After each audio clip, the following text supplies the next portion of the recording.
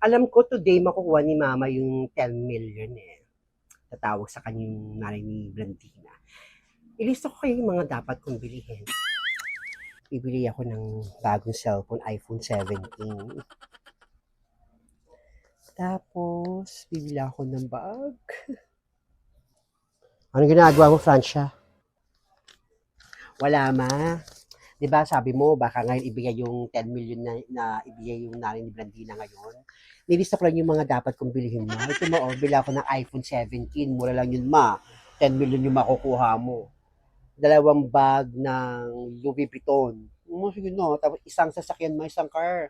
May garahe naman dun si Kuya at saka papabili ako sa ima ng mga damit ko. Parang piling ko nasa 1.9 million lang itong magagastos. May meron ka pang 8 million. Nako, ang dami mong plano sa buhay. Nabibilang ka lang ng sisi, wala pa nga yung itlog. Huyaring Delpha, kamusta? Nadala ho kayo. Wala lang, gusto ko lang pumunta dito sa lugar na to. Nami-miss ko rin kasi kahit papaano dito rin naman ako lumaki. Dito ako nagdalaga, dito ako nagkaregla, dito rin ako nagkaroon ng pamilya. Sa bagay, tama ho kayo, dito rin ho kayo tumanda at nagkabulbul. Dinalo ko lang yung dati kong bahay. Binuntahan ko sila Emiliana, pati mga apo ko doon. Ay nako, Virgilin. Tagang di pa nagbabago itong lugar natin na to dito, no? Tagang nanglilimahit pa rin sa ka-dirtyhan. Naku, hindi naman dirty. Grabe naman ho kayo. Haling Adelpa, maganda nga po dito sa lugar natin. O nga pala, Virgilin, baka mag-stay na kami sa sa ibang lugar. Baka bumili ako ng bahay sa village. Oh, talaga ho? Sa village na ho kayo titira? Napakaswerte nyo naman ho, Aling Adelpha. Ay nako, kung alam lang Virgil, meron akong namanang kahit konting kayamanan sa mga magulang ko. Swerte ni Aling Adelpha. Binenta ko ng 10 milyon. Baka mamaya ko makuha yung pinagbentahan ng lupa. Ang nag-asikaso yung pinsan ko. Ang bonggo naman, 10 milyon? O sige na, pasensya na, nakwento ko lang sa'yo. Excited kasi ako magkaroon ng 10 milyon. First time ko makahawak ng 10 milyon. Yabang. Diyan ka na. O sige ho. Unahin mo yung mga anak mo. Nakita ko anak mo dun, no? Nagkikitata. Naku, grabe naman po kayo, nagkikitata. Ganun to yung bata, makulit. Sige po.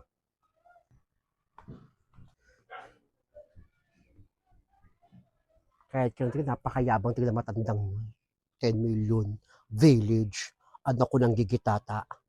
Pati itong lugar, nilait na pa, dirty daw. Kala mo. Ito nga siya tumanda. Yabang. Pweh! 10 million.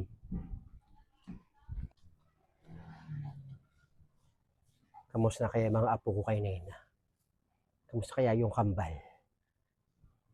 May mga gatas pa ba yun?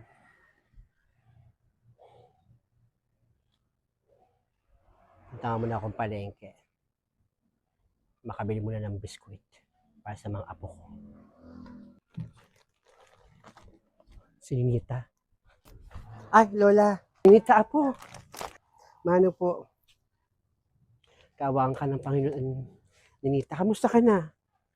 Okay lang po ako, Lola. Nag-aaral po ako ng mabuti. Tagal na natin hindi nakikita, apo ha.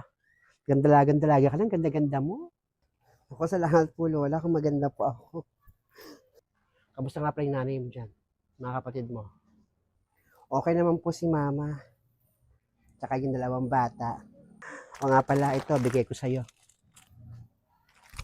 Bigyan mo yung mga kapatid mong 2 ha. Pakainin mo yan. Gawin mo malusog yung mga kapatid mo. Ay, opo, bibigyan ko po si Nakpa tsaka si Banat. Tumatawag pa ba yung papa mo sa'yo? Hindi nga po natawag si Papa eh. Sige, alis na ako.